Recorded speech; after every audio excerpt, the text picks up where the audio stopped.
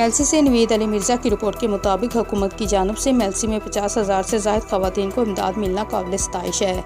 Assistant director income support program की कारकर्दगी काबिल फ़ख्र है। सदर chamber of commerce and industry Vehari Sheikh Naeem Pasha का ऑफिस में असिस्टेंट डायरेक्टर से मुलाकात। गरीब बेवा बेसहारा ख़वातीन की हुकूमत की जानिब से इमदाद किसी नेमत से कम नहीं। ये बात शेख नईम पाशा सदर chamber of commerce Vehari Benazir income support program office Mailsi में assistant director income support program Sheikh Hasnain Raza से एक मुलाकात में की।